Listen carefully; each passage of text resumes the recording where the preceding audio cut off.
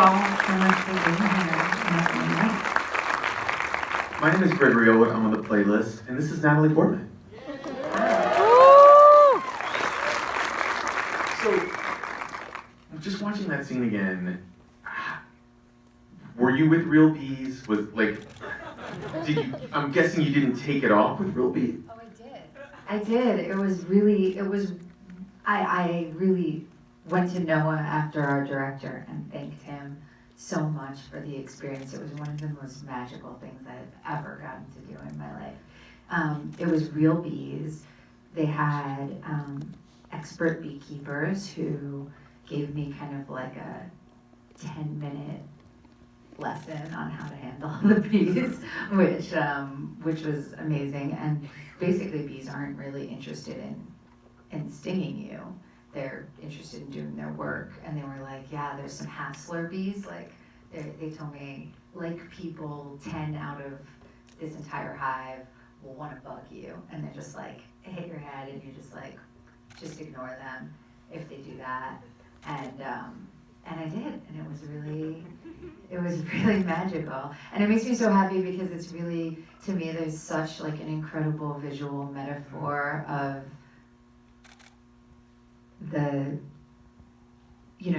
these very small, seemingly insignificant creatures going about their work, not realizing that they're kind of responsible for the entire ecosystem surviving, creating something incredibly sweet, but also able to cause a lot of pain.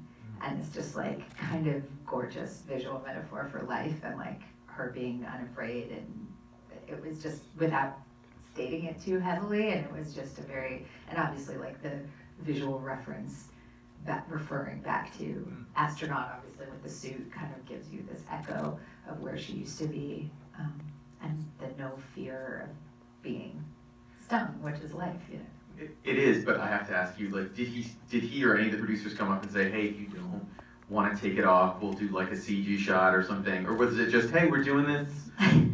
Yeah, I think there was the opportunity to be like, this is really scary to me or whatever, but it was really cool, and it felt very safe.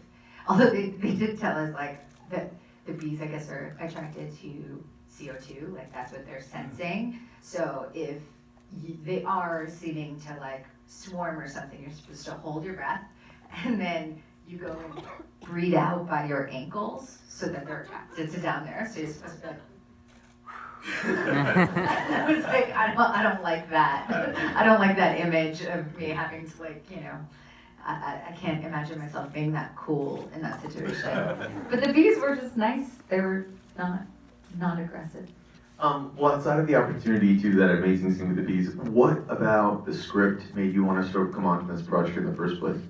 Well, I think it's so rare to get to see a woman have an existential crisis on screen, and also be someone that is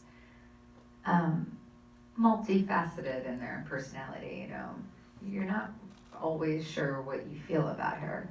Like sometimes you're with her, sometimes you're like judging her, sometimes you're, you know, just fully thinking she's doing bad things. But you can relate to her, and I think having all of those different aspects was very unusual. So one of the interesting things about this project was Reese Witherspoon was originally supposed to star in it, and she had developed it with her production company, and then she had a conflict, couldn't do it, so it came to you. When you came on board, did Noah want to make any changes? Did you have anything that you guys sort of like inherently changed just in general because you guys wanted to go in a different direction at all? I don't know. He would be better to ask about what was specific developed it, because she's got such an incredible knack for character and story that I felt like by the time I got there it was already really interesting on the page, and I had understood the work that she had done and the research she had done that kind of got us to that point. Noah and I, a lot of our conversations centered on how not to make this like fatal attraction or something, you know, how not to make it like a trope of scorned crazy woman, you know. And one of the things that's inherent to that is the part of the storyline that focuses on the fact that just her obsession with wanting to get back into space because she's never sort of felt anything like that before. Did you talk to any astronauts at all? Did you get any feedback from what they thought when they were up there?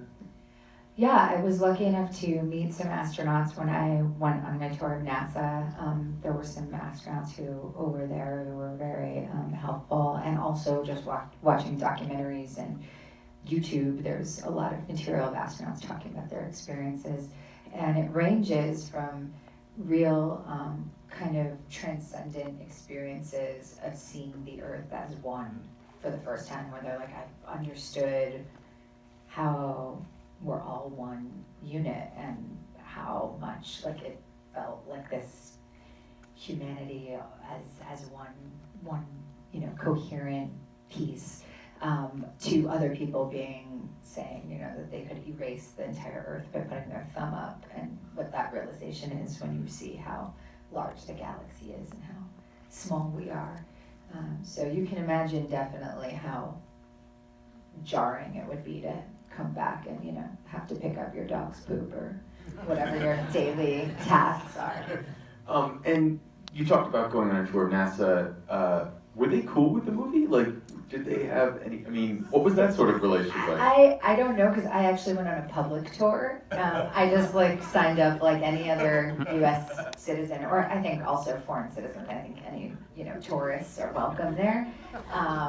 And yeah, I just paid for a tour because I didn't know, this obviously isn't the shining moment of their history, so I didn't know how excited they'd be about, but they were really, really friendly and, helpful. And we're alluding to the fact that this is very, very loosely inspired by a real life event. I'm curious, how much did you want to make your Lucy different than the real woman this was based on? How, in your own mind, while just every day going to set, was that stuff you were thinking about? Well, completely wanting to make her different than the story that inspired this, but that it's not based on, because no, it didn't use any of her biographical information, obviously her name, her appearance, we didn't try and use any of that. Really the kind of jumping off point was just seeing, wow, what is it about the experience in space that would make it really hard to readjust to life on Earth, and then taking that as sort of this jumping off point. Did you and Noah give Lucy a backstory yourself that wasn't in the script, or the things that you guys talked about her? Yeah, it's alluded to, you see this kind of brother that is kind of like a mess up, and that she's kind of always responsible for cleaning up after him, and that she's kind of this figure in the family that the family's kind of, everyone's a mess, and she's the one who is making it, and she's the one who's succeeding, and she's the one who's defying the odds of her environment, and all the time. And so like she said, she's a winner. She's a winner. I have to ask you, you talked about the fact that there was no real special effects in the bee scene. The water scene with the water coming into the helmet, was that real? That was real. Although it was rigged in a way that I could get out easily. We did it upside down actually, because the water had to come in this way. So it was like a helmet, and then my head was, I don't know. Does this spoil the experience for you guys? No? Okay. So it was like a helmet like this, and then I was upside down inside it, and then they filled it up with water slowly, and it was obviously a close-up, so only my head was in, and then it was rigged so that if I got uncomfortable, I could just get out of it. So, but so I just was trying to be very calm, and it would just fill up, and then it would go over my eyes, and then it would go one over my nose, and then basically I had to wait as long as I could, and then just got out. But yeah, it was not pleasant. I need to read the between the lines more carefully when I'm checking my scripts out. Did you actually get to go into the water though in the suit in some of the other scenes, or was that? No, that was dry for wet. Okay. That was VFX. And then you did, the sad thing is you did not get to go in the G-Force Like the vomit comment. Yeah, the vomit, yeah, exactly. No, I didn't, but I don't know, maybe one day. Maybe one day. Bigger budget. Make a Netflix-based movie. One of the great things though about this film is it has an amazing cast besides yourself, including Dan Stevens and John Hamm, and I'm going to pronounce your name Ellen wrong. Burstyn. Ellen Burstyn. The greatest of all time. Can you talk about working with her? She's like a dream. I mean, first of all, she's just the greatest actress. And like, from Alice, doesn't live here anymore, to The Exorcist, Requiem for a Dream. I mean, she's just like been one of my idols forever. And then she was just so on it. I mean, her first 3 days were night shoots, and she had started work at like 2 a.m. And she was just like perfect with her lines and her cues, and like I was messing up, I was tired, and like just like, and I asked her, I was like, what do you do that, how are you so sharp? Like, it's crazy, like how are you so capable at this hour? And she was like, I memorize a poem a day. I was like, okay. So that's, I left and I was like, I'm gonna do that too. I'm not doing that. That's like, definitely didn't happen, but is on my like aspirational, the person I'd like to be. Yeah, but she's just a wonderful, wonderful human. Also just like super kind and patient and interesting, smart. And you hadn't worked with John Hamm before. What was No, that but like? we've known each other for a while, which was really nice. Like, you know, not well, but social. We live in the same neighborhood, so we always like bump into each other at lunch or whatever.